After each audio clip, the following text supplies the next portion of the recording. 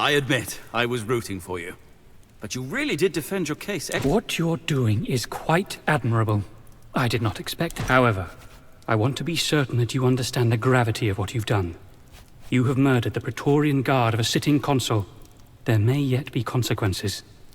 The Senate is made of men. It is... I think the risks themselves are irrelevant at this point. The Senate... Despite his futile stalling, you've made it clear to everyone that Vitellius Lurco's war in Gallia was nothing but a power grab. It serves no purpose to speculate about his motivations. All that matters is that the Senate has been... It's best to refrain from mentioning these accusations unless we can prove them. Should he repeat his accusations of murder, it is my hope to use precisely this argument to shield you from them. What is left for him to do? All legal options... Yet he remains at large until tomorrow. His lack of options may just make him desperate. What do you have there? Food for the Legatus and his friends. Let me have a taste. It's for the Domini only. My Dominus does not eat anything until I've tasted it. Well, all right then. Delicious. That's odd. I haven't ordered any food to be brought here. There is no eating in the Senate. Oh, excuse me. I feel dizzy all of a sudden. There is an odd taste to this food. Sit down, if you feel unwell. I can't breathe.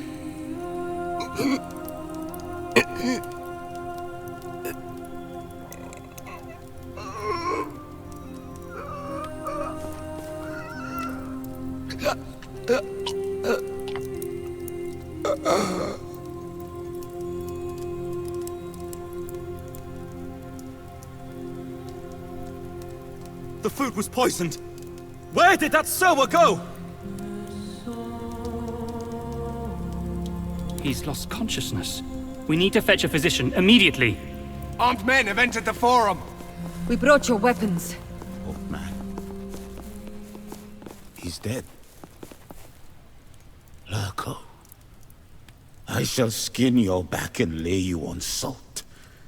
I shall feed your cock to street dogs. Marlon! Grieve later, Bestia. They're here.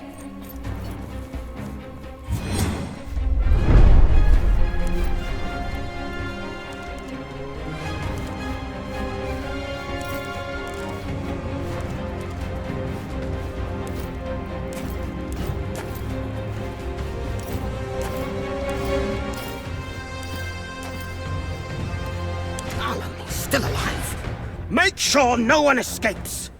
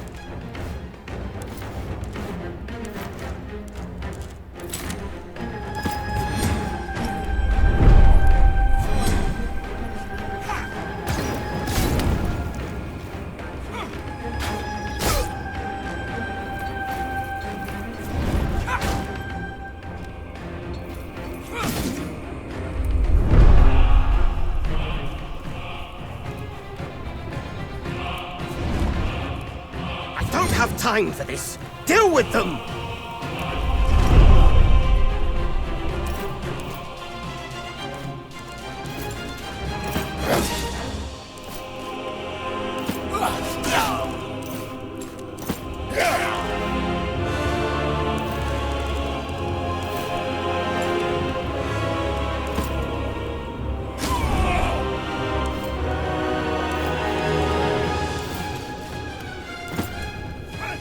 One more left!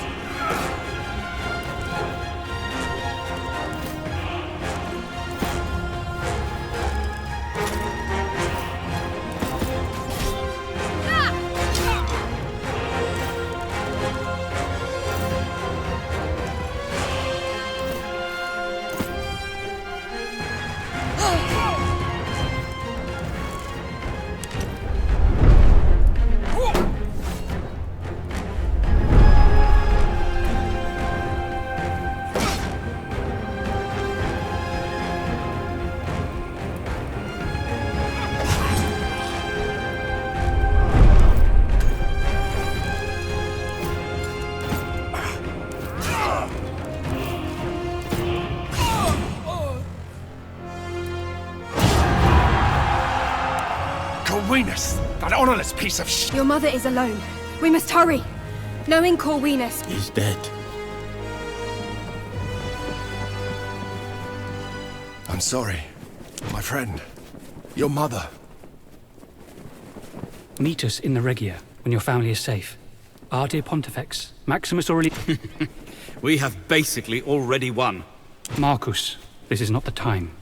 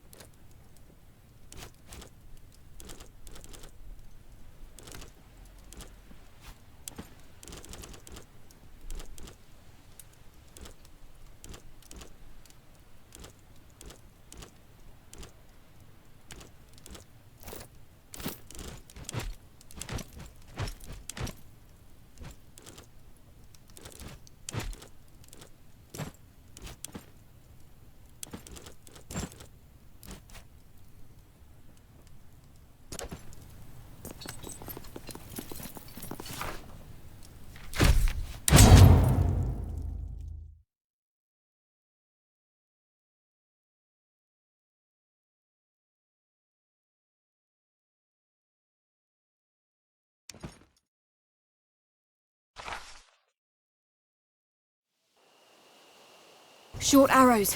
The guards were attacked from afar. We may be too late. They killed everyone. The villa is burning!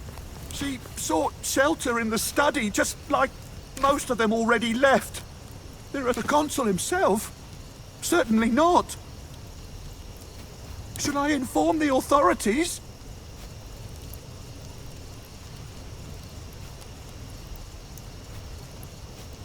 Thank you, Domine.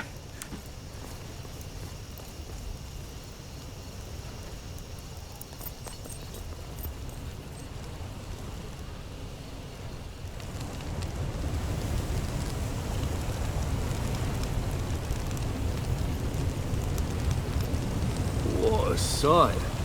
How long do you think it'll take to burn? It'll burn long. Should we be worried about... Nah, that's not our problem. I'm more concerned. That posh prick already lies dead on the Senate floor.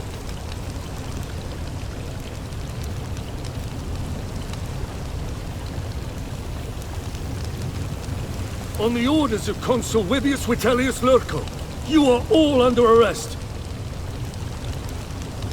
You're accused of murder and truth. Since when do mere lictors have the power to sentence a Roman? Do not make this more difficult than it needs to be.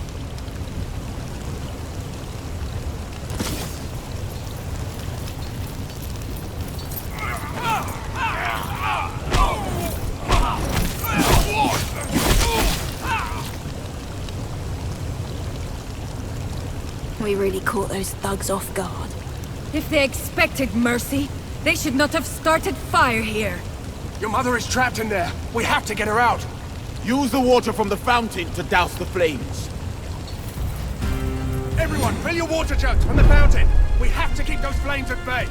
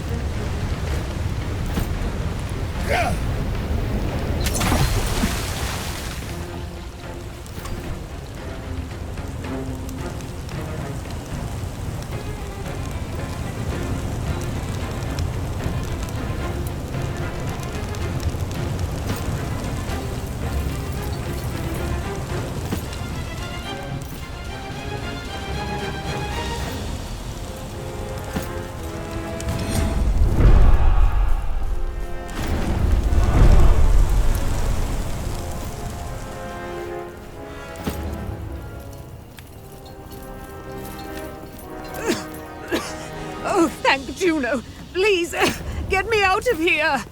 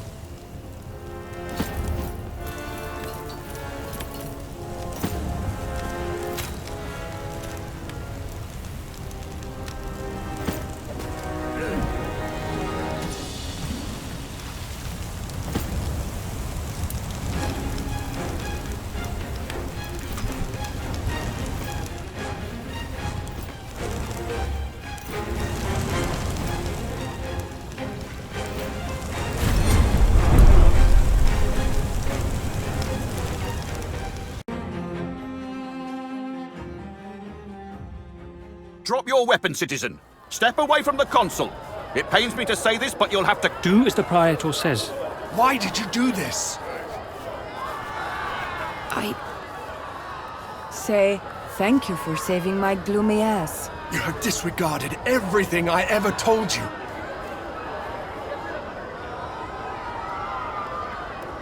Perhaps. In my experience, one should never trust gods. They are cruel and capricious. Please don't. Let's go.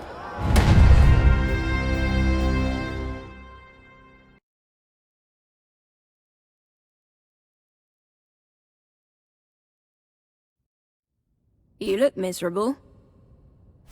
You don't smell like you've had a bath in... I had a chat with Kato. He says not even Kikaro can save you. Why did you do it? We were ready to die for you.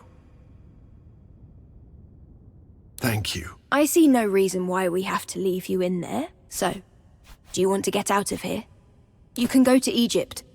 Surely Cleopatra will... Oh, my love. You think I will leave you alone with that woman? Are you joking? Do you think I'd... My place is by your side. I will come with you. I was planning to leave Rome already. And wherever... I was hoping you'd... All right. Let's start some trouble. The story of the selfless savior of Rome has long since passed into legend. It is easy these centuries later to forget that in his time he was regarded as a criminal and forced to flee Rome with his friends to escape execution. We are more familiar with his legacy, the towering example of loyalty and righteousness that he came to represent in the years following his exile. He was a servant of Rome who rose time and time again to defend the Republic in war and in politics. It was only at the very end, when the lives of his closest friends were threatened, that he turned his back on law and tradition. The example he set for his fellow Romans has endured to this day. It is said that he sought refuge in Egypt, where he was granted a palatial estate overlooking the lush banks of the Nile. Though he was no longer welcome in the Republic he had saved, he was still held in high esteem by many in Rome. And through his connections in the Senate and the trust Queen Cleopatra held in him, he maintained a great degree of influence in Rome as well as Egypt. Thanks to him, the already close ties between the two nations were further strengthened. Cynaros. Once he had been an athlete, a wrestler, and a troublemaker. But in our story, he was a servus, a protector, and a mentor. He had died diligently performing the task to which he had devoted himself, protecting his ward. Cynaros was given a tomb in Rome's finest cemetery, next to his old dominus, whose death had incited this story. His cowardly murder had robbed him of any opportunity to see his homeland again. Though he met his end with dignity, he was forever denied the forgiveness and the vindication that he had sought for the mistakes of his youth. With nothing left to keep him in Rome, Caeso followed his friends into exile. Though his love for the Republic never diminished, he always seemed to be in his element abroad, as though he had finally found a way to go away on a military campaign that would never end. When his friends stayed put for too long, he would leave for extended periods of time to visit distant friends or take job as escorting merchants on long trips. But he always returned to his friends with new stories to tell and new riches to share. Even though it began in exile, Callida's second marriage turned out considerably better than her first. She followed her new husband to Egypt, where she valiantly fended off Cleopatra's advances on him. She did not take quickly to the opulent luxury of the royal palace, but eventually she did get used to it. Callida was happy to find that it was possible to be a wife and a mother without giving up the things she loved. She taught their children archery and horseback riding, and nobody ever again looked down on her for her unwomanly pursuits. Bestia returned to Africa to look for his sister again. Eventually, he did find her, and together they returned to Mauritania, where they settled down in an idyllic village and started new families of their own. In this new, quiet life, Bestia learned the true value of happiness. Deianira had first followed her friend into exile, but she was eventually called away by her wanderlust. Though she often visited, her nomadic nature kept her from settling down, but her remaining guilt kept her from returning to her family. When she did visit, she was welcomed back with open arms, and she always brought many new stories back with her. Claudiana lived for many more years. She had many friends in Rome, and her life was peaceful and comfortable until her final days. On her deathbed, she revealed that she had once been very close indeed with Lucullus, and that indeed the true family name of her children was Liciniia. Cato remained an important figure in Roman politics. Grudgingly respected even by those among the population who desired change, he remained a defender of the patrician class, a shield against the pandering and opportunism of more populist voices. He himself was elected consul twice throughout his life, and his years in the position were generally favorably regarded. Cicero served one more year as consul before his retirement. In his old days, he lived a quiet life on a farm in Sicily, where he was greatly beloved by the people for his time as quaestor. He continued to write many books on politics and law. Defeated once more by Rome, Mithridates escaped to the lands north of the Black Sea in the hope that he could raise a new army. But the locals soon rebelled against his rule. Incapable of taking his own life by poison, in the end, Mithridates died by the sword of his bodyguard. With Zenobia in charge of Musia, it became once more a peaceful part of the Roman province of Asia Minor. With her focus on trade and strong ties to the neighboring regions, her people enjoyed a period of great prosperity. Grateful for the mercy he had been shown, and no longer with Mithridates to tempt his greed, Damianos quickly resumed political leadership of Thracia. Here, the gladiator rebellion that had started in his school was threatening to spiral out of control. Thanks to Damianos, the gladiators were pacified quickly, and without inordinate bloodshed. Lunia's death sent Nazarmanes spiraling into a fractious conflict as greedy elders from minor tribes attempted to fill the void her passing had left behind. Though Queen Cleopatra attempted to bring the region under control, her attentions were too divided, the conflict too great for her to manage. Rome was forced to send more legions to enforce peace and stability with an iron fist. Though Africa Proconsularis eventually saw peace again, the traditions and culture of the Berber population were lost forever. Queen Cleopatra Philopator was, from the day of her coronation, a greatly beloved Queen of Egypt. Revered and admired by the population, she spent many of her days traveling up and down the Nile to visit her subjects and address their troubles and concerns. Under her rule, Egypt remained a powerful and prosperous nation and a strong ally of Rome. The fruits of the Nile flowed freely to the people of the Republic. After traveling all across Africa for many years, going wherever her instincts took her, Rhea eventually returned to Memphis and to the service of Tener at the Temple of Ubasti. When her mentor passed away, Rhea naturally assumed the mantle as High Priestess of the Cat Goddess. Though the old faith was dwindling, she was greatly beloved by many, and her temple prospered, always home to many, many, many cats. With Dioteuchus once more assuming rulership of the Aedui, the tribe maintained a strong alliance with Rome, and through it, they greatly prospered. With the aid of the Aedui, Gallia slowly unified under Roman rule, and civilization soon began to creep into those lands in the form of paved roads, aqueducts, and fortified Roman towns. In his old age, did the Druid ever regret hastening the absorption and suppression of his own faith and culture? We will never know. The once proud and strong Arverni were greatly reduced by the defeat of Vercingetorix, but his survival gave them hope. His will to make war upon Rome had been crushed, but he remained a strong figure of leadership among his people, even despite his failures. With his guidance, the tribes of Gallia remained unified and somewhat at peace, and vestiges of their culture and traditions survived their gradual subjugation under Rome. In this work, I have done my best to recount the history of this fascinating period, truthfully and accurately.